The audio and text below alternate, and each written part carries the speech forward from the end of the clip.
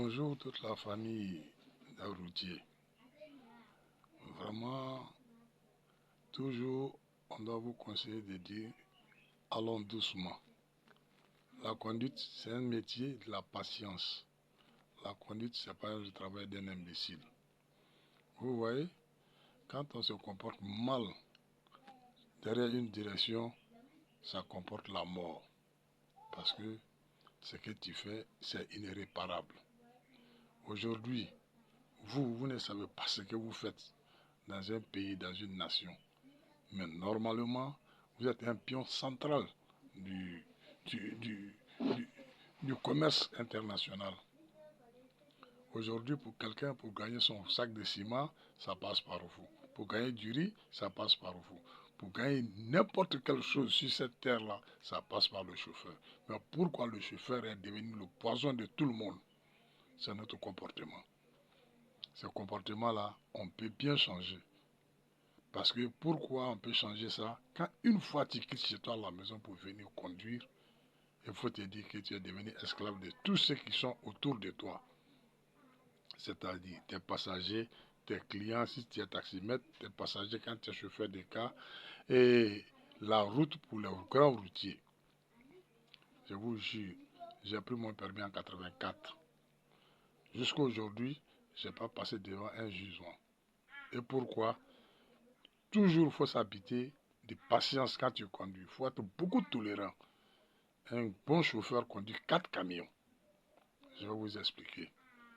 Les 4 camions, tu n'es pas dans les 3 autres camions. Tu es le premier camion que tu es dedans. Tu dois d'abord tenir compte de lui. Le deuxième, celui que vous voulez dépasser. Ce camion, vous la conduisez. Une fois le chauffeur fait une mauvaise manœuvre, il faut attendre à ce qu'il arrive à finir son manœuvre. Le camion que vous dépassez, si tu vois le chauffeur faire une mauvaise manœuvre, maîtrise-toi à ce qu'il passe. Et le camion qui vous dépasse, si vous voyez qu'il fait une mauvaise manœuvre, vous freinez derrière lui, vous le laissez partir. Ces 4 camions, tu te trouves dans tout, parce que tu dois avoir toutes les idées avec eux pour pouvoir conduire. Ça, c'est la règle, la première règle primordiale même d'un chauffeur, c'est ça. Être beaucoup tolérant. Merci. Maintenant, ce que j'ai à vous dire, c'est pas de dire de laisser votre travail, non. Et moi, je m'en garde. J'ai vu ces situations ici, chez moi.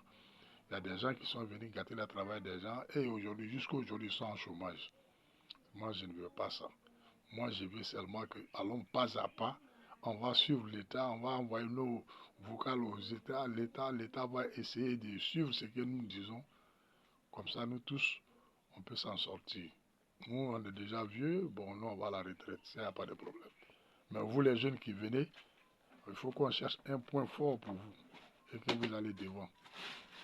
Parce qu'aujourd'hui, nous tous, on parle des chauffeurs. Le chauffeur est mauvais, le chauffeur est impoli, mais on ne parle pas du problème clé du chauffeur. C'est-à-dire qu'il n'y a aucun chauffeur. Aujourd'hui, sur 99% des chauffeurs, il n'y a que 5% qui est embauché. Et pourquoi? Si on veut canaliser quelqu'un, il faut l'embaucher, il faut savoir de quoi il vit et comment il vit. Les salaires, on en vient. Bonne journée.